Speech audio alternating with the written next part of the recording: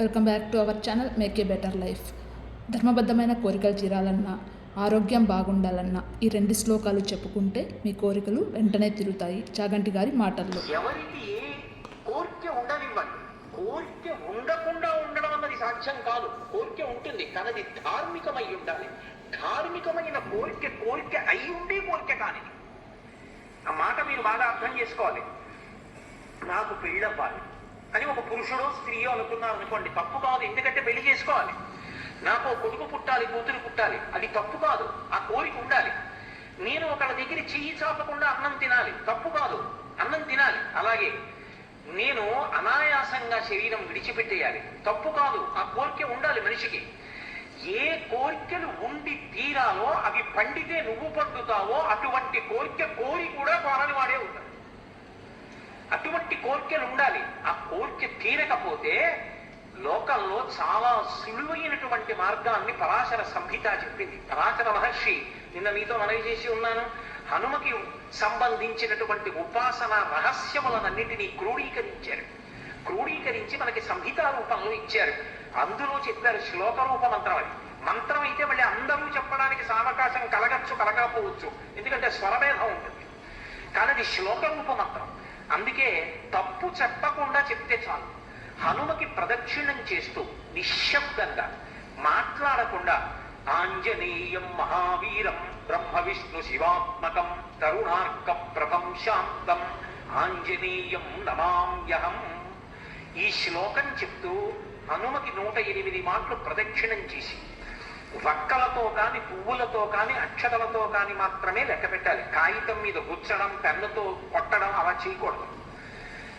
వక్కలు 108 ఓ డబ్బాలో పట్టుకెళ్ళి, ఖాళీ డబ్బా పట్టుకెళ్ళి ఈ ఒక ప్రదక్షిణం చేసినప్పుడు మళ్ళీ స్వామి దగ్గరికి రాగానే నిలబడి ఈ శ్లోకం చెప్పడం.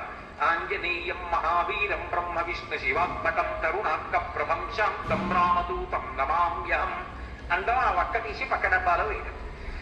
108 ఇందులో వక్కలు అందులోకి వచ్చాయంటే 108 ప్రదక్షిణాలు అయిపోయి మళ్ళీ వక్కల డబ్బా పట్టుకుని ఇంటికి వెళ్ళిపోవడం. హనుమ యొక్క ప్రదక్షిణముల చేత ఆయన అనుగ్రహంతో ఎటువంటి కోర్కెలను కూడా ఆయన తీర్చగలిగిన శక్తి కలిగిన వాడు అని అనుభవించిన పెద్దలు చెప్పిన మాట.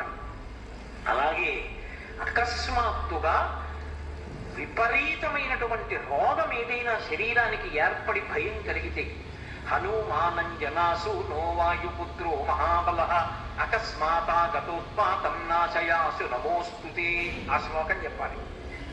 అకస్మాత్తుగా రోగం వచ్చింది, స్వామి నన్ను కాపాడండి, ఈ శ్లోకం చెప్పి ఆయనకి ప్రదక్షిణాలు చెయ్యాలి. హనుమ ప్రదక్షిణముల చేత విశేషమైనటువంటి తృప్తిని పొందుతారు. అటువంటి హనుమకి ప్రదక్షిణాలు చేస్తూ, ప్రదక్షిణం అంటే గబగబ నడవకూడదు, అడుగుల చప్పుడు వినపడకుండా నడవాలి. అలా నడుస్తూ ప్రదక్షిణం చేసి ఈ 2 శ్లోకాల్ని అవసరాన్ని బట్టి అనుసంధానం చేయడం నేర్చుకుంటే ఆయన అనుగ్రహంతో రోగాన్ని నివారణ చెయ్యగలిగిన వైద్యుడు దొరుకుతాడు అని దాని అర్థం. ఆయన అనుగ్రహంతో రోగం పోతుంది. 2, ఆయన అనుగ్రహంతో ఎటువంటివైనా, అంటే నా ఉద్దేశం గుంతెమ్మ కోరికలు అని కాదు, నేను అమెరికా అధ్యక్షుడిని అయిపోవాలి అన్న కోరిక కాదు. ధార్మికమైన కోరికలు ఏవి ఉంటాయో వాటిని హనుమ తప్పకుండా అనుగ్రహించి తీరుతాడు. అది పెద్దలు చెప్పిన మాట, నేను చెప్తున్న మాట కాదు. అందుకే అంతటి మహానుభావుడైన అటువంటి హనుమ చాలా తొందరగా ప్రీతి పొందేది దేనికి అంటే రామనామం చెప్పడం. మీరు రోజు రామనామం రాయడం అలవాటు చేసుకున్న, రామనామాన్ని కీర్తించిన, రామనామం పలికిన పరమ ప్రసన్నుడై. ఈ వీడియో మీకు నచ్చినట్లయితే లైక్ చేసి, షేర్ చేసి, సబ్స్క్రైబ్ చేసి పక్కనే ఉన్న బెల్ ఐకాన్ ప్రెస్ చేయండి. Thank you for watching.